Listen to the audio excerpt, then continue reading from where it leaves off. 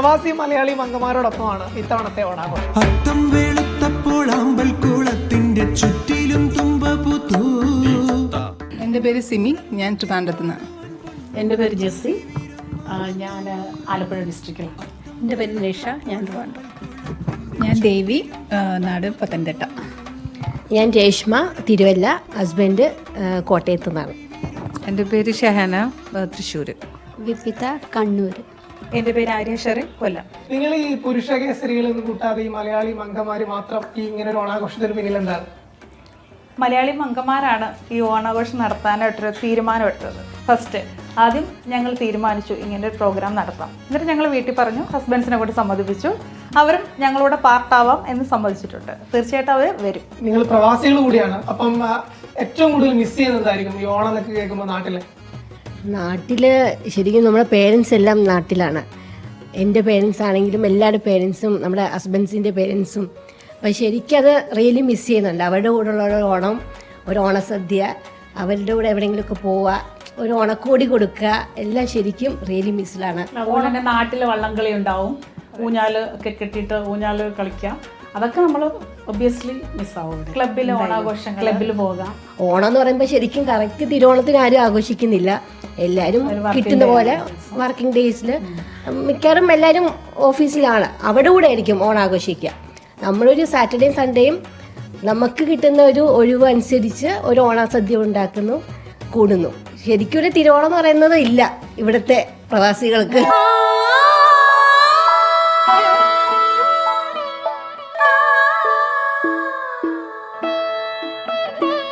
അത്തപ്പൂ 1, 2 അങ്ങനെ 8 അത് നമ്മളെ കുട്ടികളെ കാണിച്ചു കൊടുക്കാൻ പറ്റുന്നില്ല. ഇപ്പൊ തിരുവോണത്തിന്റെ ഒരു പേരിന് വേണ്ടി നമ്മളൊരു അത്തപ്പൂ ഇടണു, അത് കാണണം, അത് മാത്രമാണ്. പക്ഷെ പണ്ടത്തെ കാലങ്ങളിൽ അങ്ങനെയല്ല. അത്തം തുടങ്ങുന്ന തന്നെ ഒന്നാത്തം മുതൽ അത്തം ഇട്ട് നമ്മൾ തുടങ്ങുന്ന ഓരോ സ്റ്റെപ്പും അത് പഴയ കാര്യങ്ങൾ കുട്ടികൾക്ക് നമുക്കത് പറഞ്ഞു കൊടുക്കാൻ പറ്റുന്നില്ല. അങ്ങനെ ഒത്തിരി കുട്ടികളും അത് അറിയണില്ല.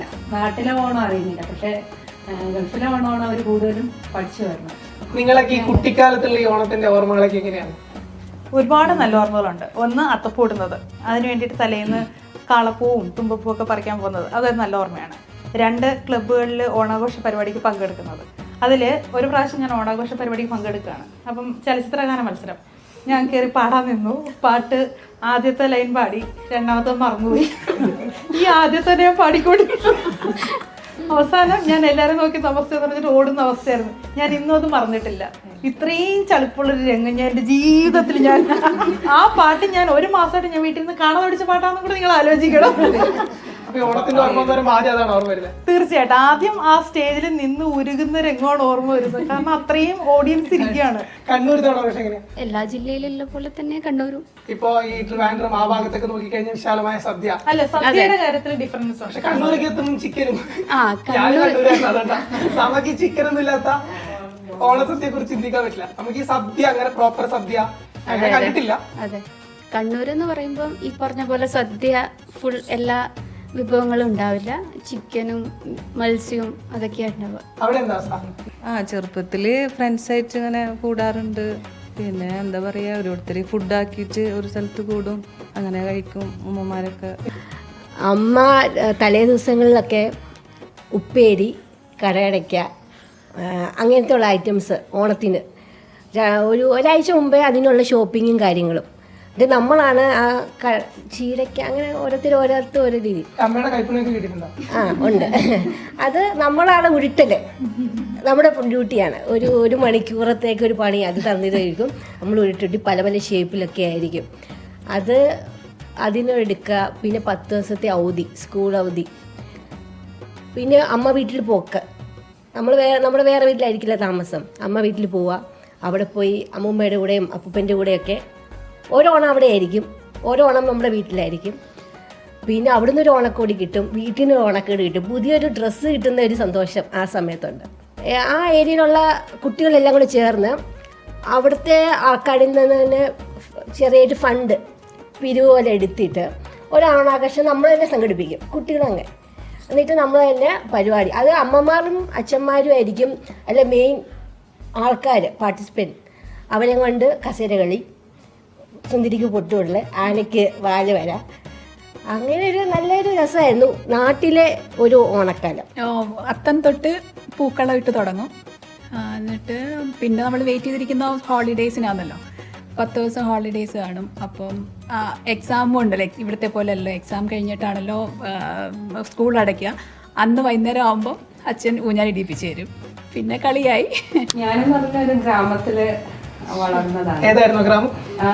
ട്രിവാൻഡ്രത്ത് ആര്യനാട് എന്ന് പറയുന്ന സ്ഥലത്തായിരുന്നു. അപ്പം അമ്മൂമ്മയുടെ അപ്പൂപ്പൻ്റെയും കൂടെ ആയിരുന്നു എൻ്റെ കുട്ടിക്കാലത്തെ ഓണം.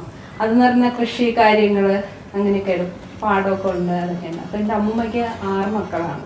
അപ്പം എൻ്റെ ഇതെന്ന് പറഞ്ഞാൽ എൻ്റെ അമ്മ പോയിട്ട് ബാക്കി 5 പേരെന്ന് എനിക്ക് ഡ്രസ്സ് കിട്ടും. മാമനും കുഞ്ഞമ്മയൊക്കെ വരുമ്പം ഡ്രസ്സ് കിട്ടും. അമ്മ പോയിട്ട് ബാക്കി 5 പേരെന്ന് അതൊരു. പിന്നെ എക്സാം കഴിയണ് 10 ദിവസം ഒരു അവധി. പിന്നെ അത്തപ്പൂ ഇടുക. ഇന്നത്തെ അത്തം എന്ന് പറയുന്ന പൂക്കളും കാശ് കൊടുത്ത് മേടിക്കണം. അന്ന് അടുത്തുള്ള വീടുകളിൽ പോയി പറിച്ചിട്ട് അവർ കാണാണ്ട് പറിച്ചിട്ട് വരിക. ഇവിടെ അപ്പുറത്തെ ഫ്ലാറ്റിലേക്ക് പോയി പറിക്കാൻ പറ്റില്ലല്ലോ. അതൊന്ന്. പിന്നെ അത് കഴിയുമ്പോൾ നമ്മൾ എരിപ്പന്ത് കളിക്കും, അത് കളിക്കും. പിന്നെ ഊഞ്ഞാല് എന്ന് പറഞ്ഞാൽ ഇന്നത്തെ പോലെ സാധാരണ ആടിനെ പോലെയല്ല, എത്ര ഹൈറ്റിൽ പോവോ അതാണ് ആ ആളുടെ. നമ്മൾ ഓരോരുത്തർ അങ്ങനെ ഓരോരുത്തർ ഇത്ര ഹൈറ്റ് പോയി അതിനെക്കാട്ടി കൂടുതൽ പോകാൻ വേണ്ടി ശ്രമിക്കും. പ്രത്യേകിച്ച് എനിക്കാണെങ്കിൽ ഓണത്തിന് ഞങ്ങൾ നാട്ടിലെന്നല്ല, ഞങ്ങളുടെ ഫാമിലിയിൽ ഞങ്ങൾ ഓണം അങ്ങനെ സെലിബ്രേറ്റ് ചെയ്യുന്നവരല്ല. പിന്നെ പിള്ളേരുടെ കൂടെ പോയി കളിക്കുകയും അതൊക്കെ മാത്രമേ എൻ്റെ കുട്ടിക്കാലത്ത് എനിക്ക് ഓർമ്മയുള്ളൂ. പ്രവാസ ലോകത്ത് വന്നിട്ട് ഇങ്ങനെയുള്ള ഫ്രണ്ട്സിനെ കിട്ടിയപ്പോഴാണ് ഞാൻ അവരുടെ കൂട്ടത്തിൽ ഓണത്തെക്കുറിച്ച് അറിഞ്ഞല്ല, ഓണത്തെ അറിയാം, സെലിബ്രേറ്റ് ചെയ്യാറില്ല എന്നാണ് ഞാൻ പറഞ്ഞത്. എൻ്റെ കുട്ടിക്കാലത്തെ ഓണം എന്ന് പറയുമ്പോൾ ആദ്യം വരുന്ന സദ്യ, പിന്നെ വരുന്നത് നമ്മുടെ അത്തം അങ്ങനത്തെ എല്ലാ സാധാരണ എല്ലാവരും ആഘോഷിക്കുന്ന പോലെ തന്നെ പുതിയ ഉടുപ്പ്, പിന്നെ സ്കൂൾ വെക്കേഷൻ ടൈം ആയിരിക്കും. പിന്നെ അതിൽ കൂടെ പ്രത്യേകിച്ച് ഓർമ്മ വരുന്ന പറഞ്ഞാൽ ഞങ്ങളുടെ ഒരു ആർട്സ് സ്പോർട്സ് ക്ലബ്ബ് ഉണ്ടാവും. അപ്പോൾ അവിടുത്തെ അത്തം 1 മുതൽ പരിപാടി തുടങ്ങിക്കഴിഞ്ഞാൽ നാടകം കഴിയുന്നത് വരെ അതാണ് ഞങ്ങളുടെ ഓണം ഫിനിഷ് ആവുന്ന ഒരു ടൈം. ഞാൻ ആർട്ടിസ്റ്റ് ഒന്നുമല്ല, ഇല്ല. കാരണം ഞങ്ങളുടെ ഓണം സ്റ്റാർട്ട് എന്ന് പറയുമ്പോൾ ഇതെല്ലാം കഴിഞ്ഞിട്ട് പിന്നെ ഈ ഓരോ പ്രോഗ്രാംസ് ഉണ്ടാവും. ഓട്ട മത്സരം തൊട്ട് കലമടി, കൊടമടി, ചാക്കടി, അതിലെല്ലാം അങ്ങനത്തെ എല്ലാ പ്രോഗ്രാമും കഴിഞ്ഞ് അവസാനം നാടകം കഴിഞ്ഞ് ബെല്ലടിക്കുമ്പോഴാണ് ഞങ്ങളുടെ ഓണം കഴിയുന്നത് ഞങ്ങളുടെ നാട്ടിൽ. ഈ നാട്ടിലുള്ളവർക്ക് ഇവിടുത്തെ ഒരു ഓണാഘോഷം, പ്രവാസ ലോകത്തെ ഓണാഘോഷം എന്നൊക്കെ പറഞ്ഞു കഴിഞ്ഞാൽ ഒരു ചിലപ്പോൾ ഇമാജിനേഷൻ പോലും ഉണ്ടാവില്ല. അപ്പം എങ്ങനെയൊക്കെയാണ് നിങ്ങളുടെ ഇവിടുത്തെ ഓണവും കാര്യങ്ങളൊക്കെ? ഇവിടുത്തെ ഓണം എന്ന് പറഞ്ഞാൽ ഇവിടെ നമ്മളിപ്പം റെഡിമെയ്ഡ് ഓണസദ്യ ചിലവെടുത്ത് മേടിക്കുന്നുണ്ട് ഹോട്ടലിൽ നിന്ന്. ഇവിടെയല്ല, ചില ആൾക്കാർ കൂടണ കാര്യമാണ് പറയണം ഓണങ്ങൾക്ക് കൊണ്ട്. ചിലത് ഫ്രണ്ട്സുകൾ ഒരു ഐറ്റം ഉണ്ടാക്കി കൊണ്ടുവന്ന് അങ്ങനെ എല്ലാവരും കൂടി ഒരു സദ്യ ചെയ്യണം. പിന്നെയെന്ന് പറഞ്ഞാൽ ഒരു വർഷത്തെ ഓണമാണ്.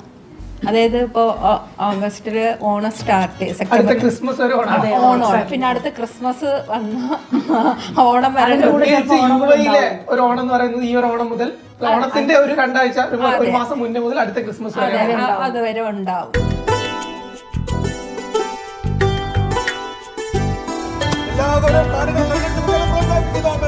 ഈ പറഞ്ഞാലും നാട്ടിലുള്ളവരെക്കാൾ ഓണം കഴിക്കുന്നത് പ്രവാസികളാണ് കൂടുതലായിട്ടും ഓണത്തെ ഇത് കാണുന്നത്. പിന്നെന്ന് പറഞ്ഞാൽ ഇവിടെ നമ്മൾ ഒത്തിരി ഫ്രണ്ട്സുകളെ കിട്ടുന്നുണ്ട്. നാട്ടിലെ തന്നെ കുടുംബക്കാരാണ് കൂടുതലും നമ്മൾ ഓണം കൂടണത്. ഇവിടെ ഫ്രണ്ട്സുകളെ കൂടണത്. ഇന്ന് ഒരു ഫ്രണ്ടിൻ്റെ ആണെങ്കിൽ വേറെ പിന്നെ ഹസ്ബൻഡ് ഫ്രണ്ട്സിൻ്റെ വീട്ടിലായിരിക്കാം.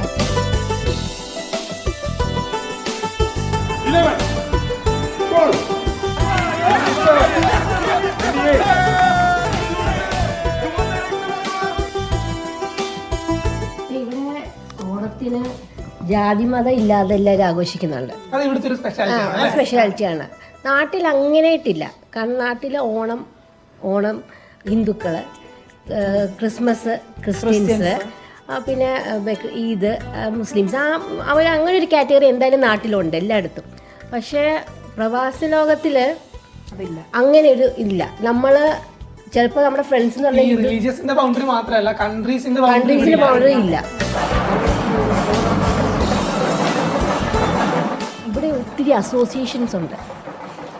അപ്പം എല്ലാ സൺഡേയിലും ഓണാഘോഷമായിരിക്കും. ഓണം തുടങ്ങുന്ന 2 ആഴ്ച തൊട്ട് എല്ലാ സൺഡേയിലും ഓണാഘോഷമുണ്ട്. ഈ ഇരിക്കുന്ന ആർക്കും അങ്ങനെ ഡാൻസിലോ ഇപ്പം അങ്ങനെയുള്ള ഒരു കഴിവുള്ള ആൾക്കാരല്ല. പക്ഷെ ആർക്കും ഉണ്ടായിരുന്നു പക്ഷെ ആരും പുറത്തെടുക്കാൻ പറ്റിയില്ല. ഇവിടെ വന്നപ്പോഴത്തേക്കും നമുക്കിപ്പോ ഓരോരുത്തർ ഇങ്ങനെ ഡാൻസ് പാട്ട് കാര്യങ്ങളാകുമ്പോഴത്തേക്ക് നമ്മളെ ഉള്ളിൽ കിടന്ന കലകളെല്ലാം ഇപ്പൊ പുറത്തു വന്നു.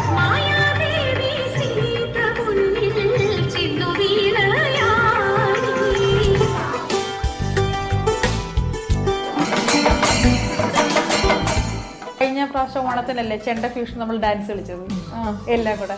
പക്ഷെ നാട്ടിലാണെങ്കിൽ എനിക്ക് തോന്നുന്നില്ല ഞങ്ങളുടെ ഈ ഒരു ഏജില് നാട്ടിൽ കിടന്ന് തുള്ളാൻ പറ്റുമോ, നമുക്കൊരു ക്ലബിൽ കിടന്ന് തുള്ളാൻ പറ്റും. പക്ഷെ ഞങ്ങള് നല്ല അസലായിട്ട് ഡാൻസ് കളിച്ചു, കൂവണമെങ്കിൽ കൂവി ഡാൻസ് കളിക്കും, ഡാൻസ് കളിച്ച് എല്ലാം ചെയ്തു എന്നുള്ളതാണ്.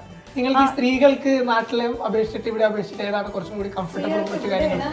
ഫ്രീഡം കൂടുതൽ. നാട്ടില് നമുക്ക് ഒരു പരിധിയുണ്ട്. അതായത് നമ്മളെ നാട്ടില് സന്ധ്യ കഴിഞ്ഞാൽ പുറത്തു പോകത്തില്ല, അതിനൊന്നുമുള്ള. പക്ഷെ ദുബായിൽ അങ്ങനെയല്ല, നമുക്ക് എല്ലാവിധ ഫ്രീഡം, എത്ര രാത്രി വേണമെങ്കിലും നമുക്ക് തന്നെ പോയിട്ടൊക്കെ വരാം. അത് സത്യം പറഞ്ഞാൽ ഈ ദുബായിൽ വലിയൊരു കാര്യമാണ്. സ്ത്രീകൾക്ക് കൊടുക്കുന്ന ഒരു പ്രാധാന്യം, അതായത് അവർ സ്ത്രീകൾക്ക് നല്ലൊരു റെസ്പെക്റ്റ് കൊടുക്കുന്നുണ്ട്.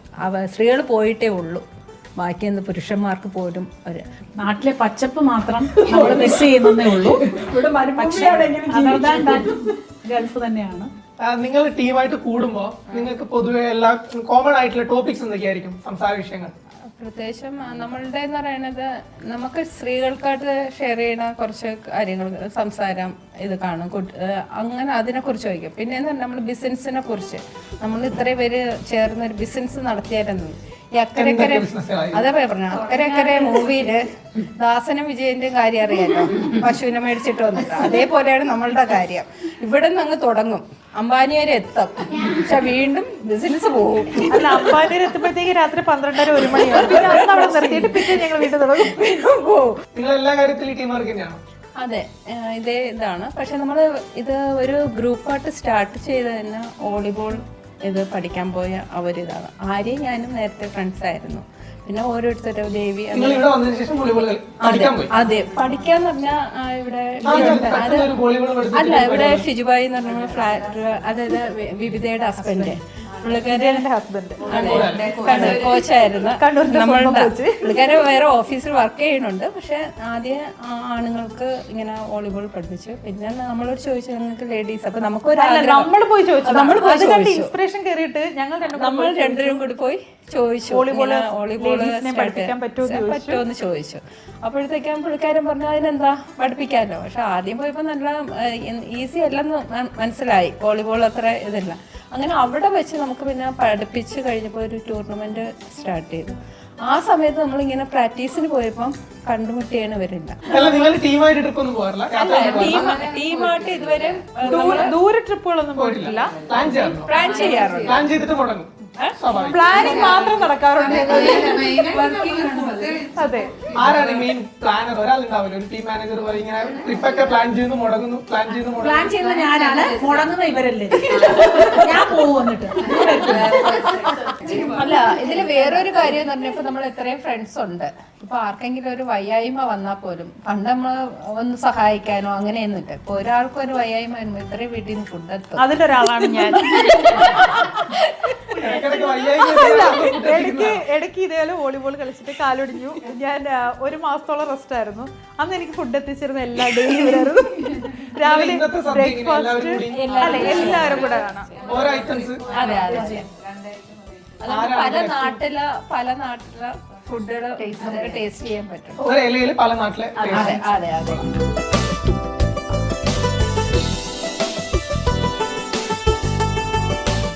ആരാണ് കൂട്ടത്തിൽ ഏറ്റവും നല്ല ഷെഫ് എന്ന് നിങ്ങൾക്ക് തോന്നിയത്? സമ്മതിക്കില്ല ആരും, എന്നാലും അങ്ങനല്ല, ഓരോരുത്തരുടെയും സ്പെഷ്യാലിറ്റി ഓരോ ഐറ്റംസ് ആണ്. ഇപ്പം വേറൊരു ഐറ്റം ഉണ്ടാക്കിയാൽ അവർ അത്രയും നന്നാവത്തില്ല. പക്ഷെ അവരുടേതൊരു ഐറ്റംസിൽ ഈ വെറൈറ്റി ആയിട്ടുള്ള പുതിയ പുതിയ ഡിഷസ് ട്രൈ ചെയ്യാനും അങ്ങനെയൊക്കെ ആർക്കാ കൂടുതൽ താല്പര്യം? ജെസിക്ക, ഞാൻ തന്നെയാണ് കൂടുതൽ കാര്യങ്ങൾ. നിഷയ്ക്ക് സ്പെഷ്യൽ പായസമാണ്, പറയാതിരിക്കാൻ പറ്റത്തില്ല. അവള് പായസ സ്പെഷ്യലിസ്റ്റ് ആണ്. തീർച്ചയായിട്ടും തീർച്ചയായിട്ടും അതുണ്ട്. പൊതുവെ UAE പുറത്തു പോയിട്ട് ഭക്ഷണം കഴിക്കുന്ന ഒരു കൾച്ചർ കുറച്ച് കൂടുതലാണ് നാട്ടിലെ കമ്പാരിറ്റീവ്ലി നാട്ടിൽ അപേക്ഷിച്ചിട്ടുണ്ട്. അപ്പം ഇവിടെ എങ്ങനെയാ നിങ്ങളൊക്കെ ഇൻ ദ സെൻസ്? ഞങ്ങൾ പുറത്തു പോകാറുണ്ട്, ഫുഡ് കഴിക്കാറുണ്ട്. പക്ഷെ ഈ പുതിയ പുതിയ റെസ്റ്റോറന്റുകൾ തപ്പി അവിടെ പോയി അങ്ങനെ ഒരു പാഷനായിട്ട് കൊണ്ടുവരുന്നത് പുതിയ റെസ്റ്റോറൻ്റ് ഒക്കെ തപ്പി പോയി ഭക്ഷണമൊക്കെ കഴിച്ചിട്ട് ഇവരെ കൂടെ റിവ്യൂ ഒന്ന് പറയും, ഇന്ന റെസ്റ്റോറന്റ് നല്ലതാണ്, നമുക്ക് പുറത്ത് പോയി കഴിക്കാം. പക്ഷെ എന്റെ വീട്ടില് അങ്ങനെയല്ല. എന്റെ ഹസ്ബൻഡിന്റെ മോളെ പോയി പുറത്തുള്ള ഫുഡ് കഴിച്ചിട്ടൊന്ന് എന്നെയും കൊണ്ടുപോകും. ടേസ്റ്റ് ചെയ്തിട്ട് അതേ ഫുഡ് ഞാൻ വീട്ടിൽ വന്ന് ചെയ്യണം.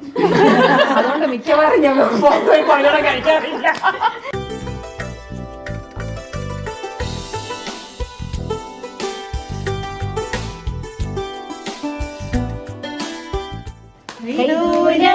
പായ വിരിച്ച് പായയിലൊരു പറ നെല്ല് പൊലിച്ച് കാതുകുത്താൻ എപ്പ വരും നിന്റെ അമ്മാവന്മാര് പൊന്നേ, കാതുകുത്താൻ എപ്പ വരും നിന്റെ അമ്മാവന്മാര് പൊന്നേ. ആ ഏ ഓ ആ ഏ ഓ കൈതൂര പായ വിരിച്ച്. അപ്പൊ എന്തായാലും എല്ലാവർക്കും ഓണാശംസകൾ. എന്തായാലും ഓണം ഗംഭീരാവട്ടെ. എല്ലാ പ്രവാസി മലയാളികൾക്കും ഹൃദയം നിറഞ്ഞ ഓണാശംസകൾ.